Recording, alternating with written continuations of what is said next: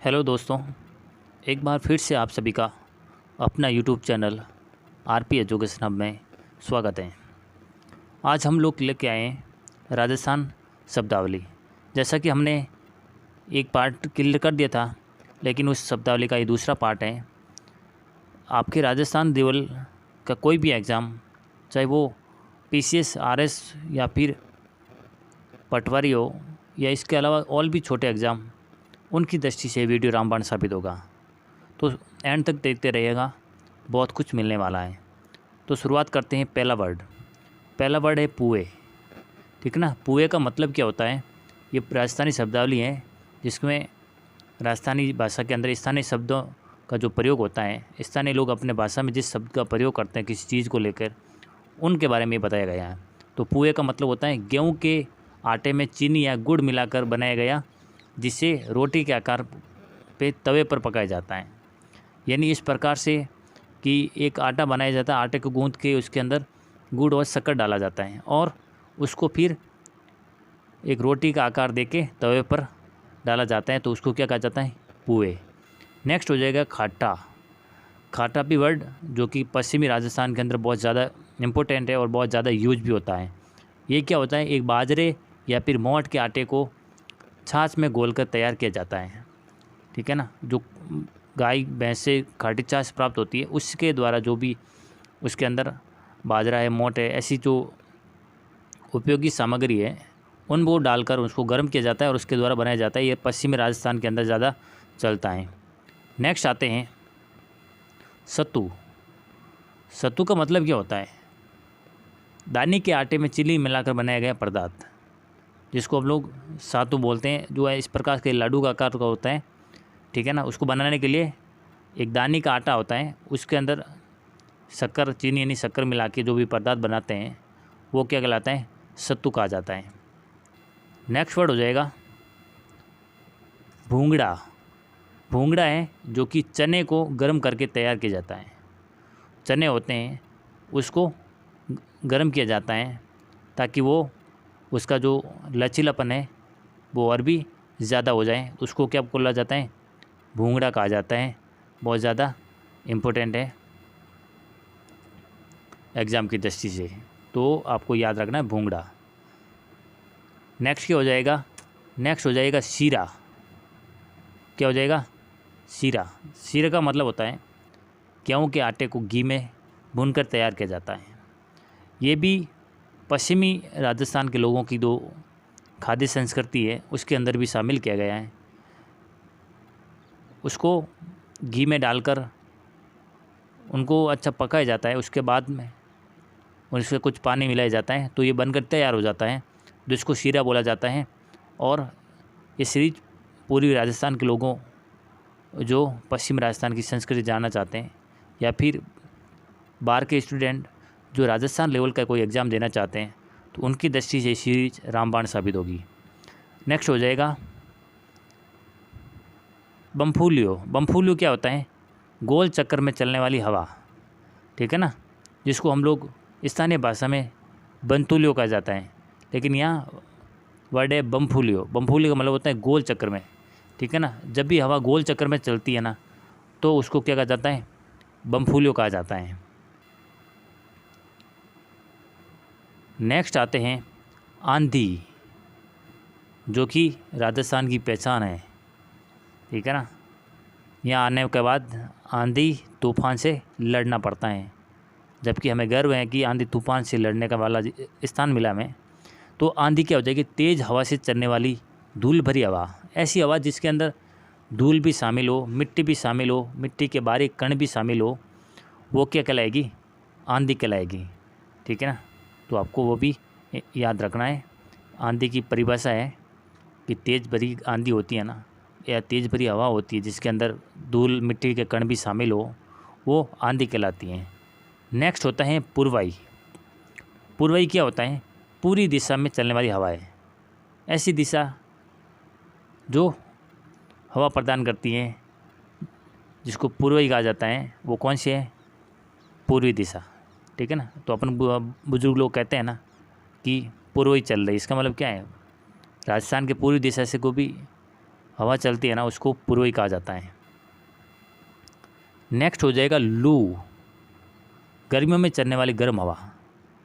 Obviously Rajasthan के अंदर इस वर्ड का ज़्यादा यूज किया जाता है, लेकिन साइंटिफिक तरीके से भी क्या होता है, बहुत ज़्यादा इंडिया के अंदर इनको वर्ड को जाना जाता है कि लू आखिर होती क्या है।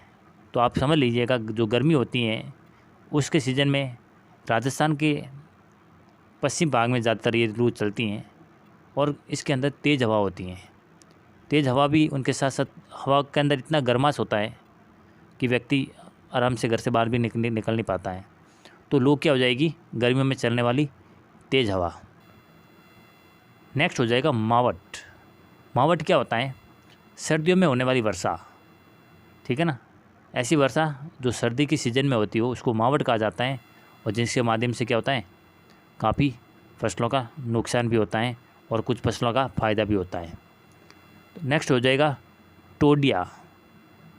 टोडिया का मतलब क्या होता है, टोडिया होता है ऊँटनी का नवजात बच्चा, ठीक है ना। ऊँट है, ऊँट की जो फीमेल है उनका जो छोटा बच्चा होता है उसको क्या कहा जाता है, टोडिया कहा जाता है।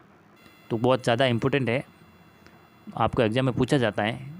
टोडिया सबसे मतलब है, या तो 4 ऑप्शन दिए जा सकते हैं, तो आपको इसको याद रखना है। नेक्स्ट हो जाएगा जावड़ा। जावड़ा क्या होता है, दही जमाने के लिए काम में ली जाने वाली खाकई दही छाछ, ठीक है ना। मतलब यदि आपको किसी बर्तन के अंदर पानी से साफ करके उसके अंदर दूध डाला जाता है, और उसके बाद उस दूध को ठंडा करने के बाद उसकी खटास प्रदान करने के लिए दही है, छाछ है, ऐसा कुछ पदार्थ डाला जाता है, उसको क्या कहा जाता है, जावण, ठीक है ना। दही और छाछ को क्या कहते हैं, जावण कहा जाता है, जिसके माध्यम से वो क्या होता है, दूध दही में बदल जाता है। नेक्स्ट हो जाएगा नीगली। नीगली क्या होता है, घी का पात्र, ऐसा बर्तन जो जिसके अंदर घी ज़्यादा यूज किया जाता है। नेक्स्ट हो जाएगा नेत्रा या फिर नेता, झेड़ने पर लगाई जाने वाली रस्सी, जो भी इस प्रकार का झेड़ना होता है, ठीक है ना, इसके ऊपर एक रस्सी लगाई जाती है यहाँ पे, जिस प्रकार से वो झेड़ना क्या होता है, घूमता है, तो उसको क्या कहा जाता है, नेत्रा या फिर नेता। नेक्स्ट हो जाएगा झेड़नो, रई, झेरा, खाई, ये सब क्या है, ये है लकड़ी से बना बेलनाकार डंडा जिसके दही बिलाया जाता है। जैसा कि मैंने पहले आपको चित्र में बता दिया गया, ये होता है झेड़ना, ये लकड़ी से बनता है, और यहाँ पर एक लोहे की लगी हुई है, उसके अंदर से रस्सी निकाली जाती है, और यहाँ पर कोई मेंबर बैठ के उनको क्या करता है, उसको ऐसे हिलाता है, तो ये गोलमोल करते हुए दही बिलोने का काम करते हैं। नेक्स्ट हो जाएगा गवालियो। गवाली को मतलब क्या होता है, रेवड़ रखने वाले व्यक्ति, जो भी गाय, पशु, भेड़ ऐसे रखने वाले व्यक्ति हो, उसको क्या कहता है, गवालिया कहा जाता है। ज़्यादातर गवालिया गायें रखने वाले व्यक्ति को कहा जाता है। नेक्स्ट हो जाएगा रेबड़। रेबड़ क्या होता है, भेड़ बकरियों का झुंड, ठीक है ना। भेड़ बकरियाँ होती है, जिसका ग्रुप होता है, झुंड है, तो उसको क्या कहते हैं, भाषा में रेबड़ कहा जाता है। नेक्स्ट हो जाएगा मावत। मावत क्या चीज़ होती है, हाथी को काबू करने वाला व्यक्ति, ऐसा व्यक्ति जो हाथी को कंट्रोल में करता हो, हाथी की देखभाल करता हो, उसको क्या कहा जाता है, मावत। माँ मतलब मान, ठीक है ना। तो मान व्यक्ति होता है, वही कंट्रोल में कर पाता है, उसकी बुद्धिमत्ता होती है कि हाथी आखिर काबू कैसे आता है, वरना गजराज होता है वो किसी का काबू आने वाला नहीं होता है। लेकिन कुछ कला होती हैं, कुछ एक पशुओं के प्रति जो डेडिकेशन होती है, जानकारी होती है कि आखिर पशु अपना व्यवहार किस प्रकार से ढीला करता है। नेक्स्ट आते हैं रथ। रथ क्या होता है, रथ होता है कई घोड़ों से जुड़ी गाड़ी, ठीक है ना, कई घोड़ों से जुड़ी गाड़ी।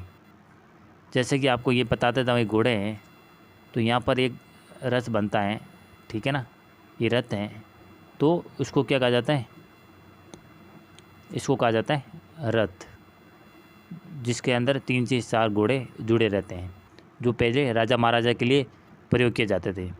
अब आते हैं तांगा या फिर दकड़ो। इसका मतलब होता है घोड़ा गाड़ी। ऐसी गाड़ी जिसको चलाने के लिए घोड़े का यूज किया जाता है, उसको क्या कहा जाता है, तांगा। हालांकि आप लोगों ने तांगा वर्ड तो बार बार सुना होगा, लेकिन दकड़ो वर्ड है वो काफ़ी इम्पोर्टेंट है, क्योंकि आपको तांगा की जगह दकड़ो वर्ड भी पूछा जा सकता है। तो इसका मतलब होता है घोड़ा गाड़ी। नेक्स्ट आते हैं चंगेड़ी। चंगेड़ी का मतलब होता है अनाज रखने का छोटा पात्र, ऐसा पात्र जहाँ पर अनाज रखा जाता है, या फिर कोवड़ी। चंगेड़ी या फिर कोवड़ी जिसके अंदर अनाज रखने का छोटा पात्र हो है, उसको किसे कहा जाता है? चंगेड़ी या कोवड़ी कहा जाता है। नेक्स्ट हो जाएगा पिटारी। पिटारी का मतलब होता है बांस का बना पात्र जिसके सांप रखा जाता है। आपको पता ही होगा, इतने छोटा सा होता है,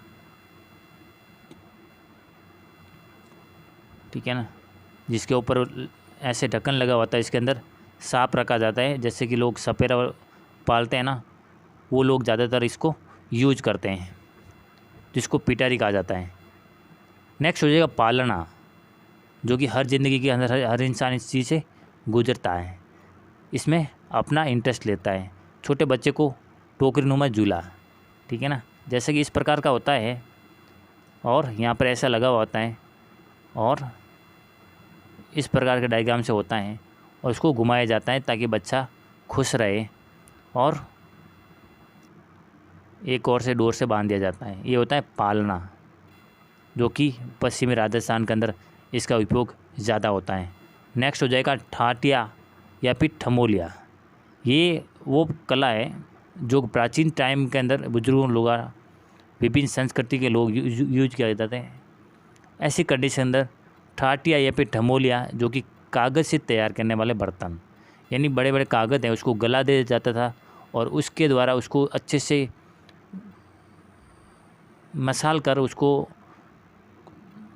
एक आकार दे दिया जाता था, वो उसको क्या कहता था? ठाटे कहा जाता था। हालांकि इसकी परंपरा ख़त्म हो चुकी है, लेकिन अभी भी कहीं ना कहीं पश्चिमी राजस्थान के कुछ ग्रामीण इलाकों में इसकी परंपरा को कायम रखा है कुछ लोगों ने, जिसको हम लोग शुक्रगुजार करते हैं कि हमारी इस परंपरा अभी तक जिंदे रहें। यानी कागज़ जिसको हम लोग यूज करके फेंक देते थे, उस कागज़ का प्रयोग बुजुर्ग लोग करके अपना बर्तन बना देते थे। यही राजस्थान की शान है और यही राजस्थान की विशेषता है। नेक्स्ट हो जाएगा छींकी। छींकी क्या होता है? बछड़े को दूध से पीने से रोकने के लिए, पशुओं की फसल को नुकसान से बचाने के लिए मुंह पर लगा दिया अवरोध, ठीक है ना। ऐसा पदार्थ होता है या फिर ऐसा बनाया हुआ स्ट्रक्चर होता है जहाँ पर क्या होता है, बछड़ा होता है ना, वो कोई भी फसल को नुकसान नहीं पहुँचा पाता है, ठीक है ना, और फसल को सुरक्षित रखने के लिए बना दिया जाता है। जैसा कि एक छोटा बच्चा होता है, उसके मुंह के और आँखों के बीच के अंदर इसको बांधा जाता है, ताकि क्या होता है, उसको पकड़ने में भी अवरोध ना हो और उसको इस प्रकार से कंट्रोल किया जा सके ताकि वो कई तरह को कहीं फसल नुकसान ना पहुंचाए और मुंह पे इसका अवरोध बंधा रहे। नेक्स्ट हो जाएगा पणा। पणा क्या होता है? पतली रेत जो कि तालाब के पेंदे में होती है, ठीक है ना। कहाँ होती हैं? तालाब के पेंदे में होती हैं, उसको क्या कहता है? पणा कहा जाता है। तो आज की ये सीरीज समाप्त होती है। नेक्स्ट पार्ट के अंदर हम लोग पढ़ेंगे कुछ इंपॉर्टेंट और राजस्थानी शब्दावली के वर्ड। ये 3 पार्ट के अंदर होगी। ये तीनों पार्ट पढ़ने के बाद इस टॉपिक से रिलेटेड आपका एक भी क्वेश्चन बाहर नहीं जाएगा, ये हमारा पूरा विश्वास है, क्योंकि इसके अंदर इम्पोर्टेंट कंसेप्ट को शामिल किया गया है। प्रीवियस ईयर के टॉपर्स पेपर क्वेश्चन और आने वाले इम्पोर्टेंट क्वेश्चन को भी शामिल किया गया है। तो इस सीरीज़ को बार बार देखें, जबकि एग्ज़ाम देने से पहले आप ज़रूर देख के जाएँ, बहुत ज़्यादा फ़ायदा होगा। और ज़्यादा से ज़्यादा दोस्तों से शेयर ज़रूर करें, और चैनल पर ना हो तो सब्सक्राइब ज़रूर करें, ताकि आप लोगों को इस तरह से इम्पोर्टेंट सीरीज़ प्राप्त होती रहें। और कमेंट ज़रूर करें कि आपको ये सीरीज़ कैसी लगी। आपका कमेंट हमारे लिए मोटिवेशन का काम करता है। तो मिलते हैं स्पेशल सीरीज़ के साथ, तब तक के लिए आसपास सफाई रखें और देश के जवानों और महिलाओं का सम्मान करें। जय हिंद, जय भारत।